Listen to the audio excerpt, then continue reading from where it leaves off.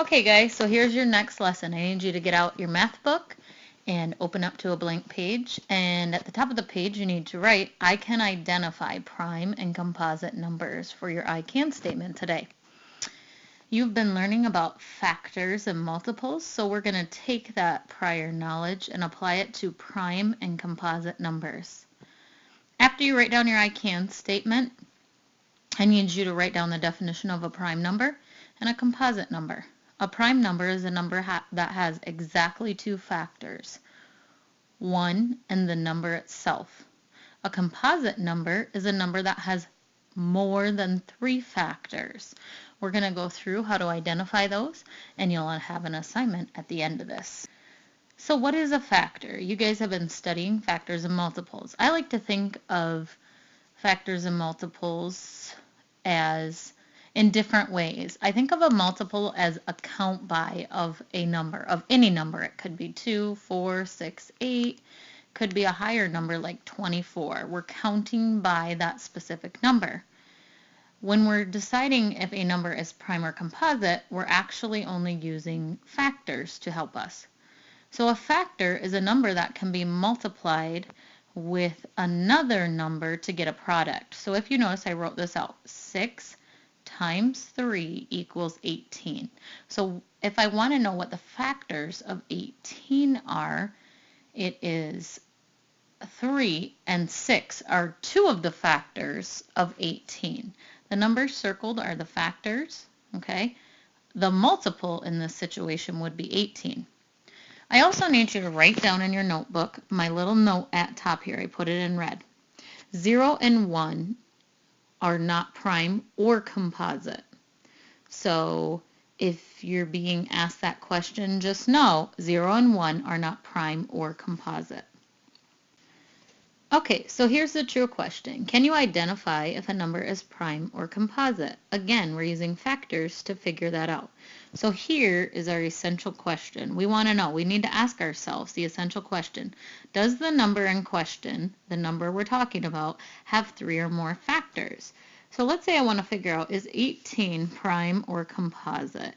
And I remember prime means only 2 factors, and composite means that it has more than 3. So I'm going to use my multiplication chart to help me decide this. I need to figure out how many factors 18 has. So I'm going to use a little tree map here, and you can write this right along with me in your math notebook. I'm going to go over to my multiplication chart, and I am going to start right away. I always start with the number 1. And the reason I'm going to start with 1 is because every number can be multiplied by 1 in itself to get this top number up here. We're trying to get 18. So what I'm saying is 1 times 18, and I'm going to put a multiplication sign in the middle because I'm multiplying these numbers to get my overall number of 18. So I know that 1 times 18, which this only goes to 12, is 18. Now what I'm going to do is look at the number 2, and I'm going to go along here and see if I find a product of 18, and I found one. So I can write down that 2, and if I look over here on my chart, it tells me 18 is my product, and if I go up my chart, I see that 9 times 2 equals 18. So I can write 2 and 9 on my tree map. Now I'm going to question myself again. What do I know? Some of you already have this background knowledge of, okay, let's try 3. So I'm going to go through 3 and stop when I see an 18. I found an 18, that's my product. And I can see that that's multiplied by 6 to get 18. So 3 times 6. I also know if I were to continue going on, I could go to 4 and see that there's no 18. I see a 20, so I'm past 18. I'm going to stop on 4. I'm going to go down 5. I see no 18. I'm already past 18. Now I come to 6. I see 18. And I see that 6 times 3 is 18. Because I already have 3 and 6, I'm not going to write it out, because factors are listed as one number, not as pairs. So if I were to write out these factors, 3 and 6, they're a family. You can say 3 times 6 is 18, or 6 times 3 is 18. So 3 and 6 is just like it is. If I continue down the way, I see that 9 has an 18 and it goes up to 2. And again, same concept. 2 times 9 is 18, and also 9 times 2 is 18. So 9 and 2 are a factor. I can keep going on, and it looks like no more 18s in my hundreds chart. So I'm finished here. So I'm going to write out what are the factors of 18. I see I'm going to write them in the order from smallest to largest. So I see 1, 2, 3. Then I'm going to come over here and see that this is my smallest and write up, comma 6, 9, and 18. Now I can make a decision. Here's my essential question again. Does the number in question, 18, have more than 3 factors? Count how many numbers you have. I have 1, 2, 3, 4, 5, 6. So is my number prime or composite? According to the definition, composite, because it has more than 3 factors. So if I were coloring this like I'm going to be doing later in my assignment, I would color 18 blue, okay, on my hundreds chart, which I will show you in a few minutes. Okay, so another way that you can decide if a number is prime or composite is to use a factor rainbow. If I'm using a factor rainbow, it's kind of like the same concept. I'm putting 1 on one side and the number I'm multiplying it by on the other side. So 1 and 18. Now, I know from looking at my multiplication chart that 2 and 9 equal 18. So I'll put that on my second rainbow.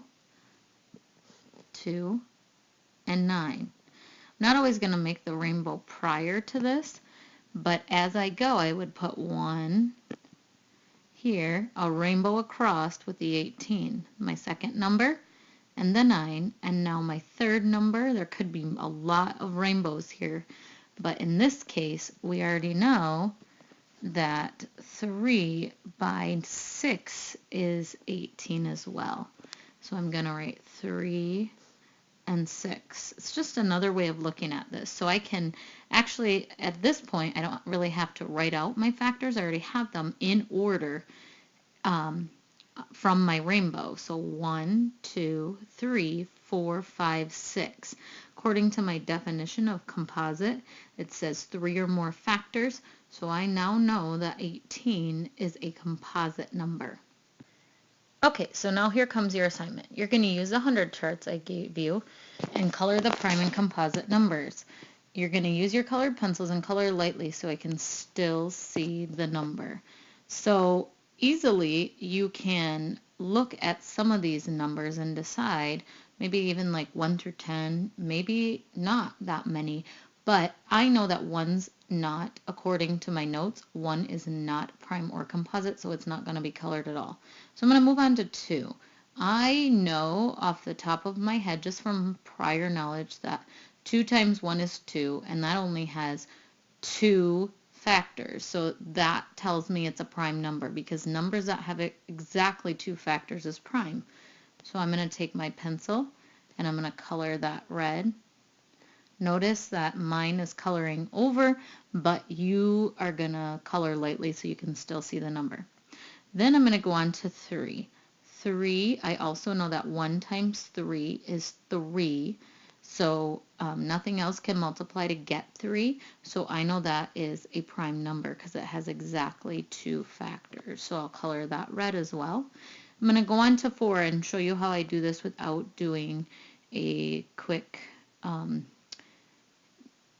rainbow factor rainbow or a tree. I know that 4 times 1 is 4, and I also know that 2 times 2 is 4. So I know that 1, 2, and 4 are factors of 4, which means it's composite because it has 3 or more factors, 1, 2, and 4. So I'm going to go ahead and color this one blue. If it's too difficult for you to figure out, whoops, I made that red. Let me undo that and color it blue. Okay. If it's too difficult, write it out. Make a factor rainbow for any numbers that you need to, or create a tree map.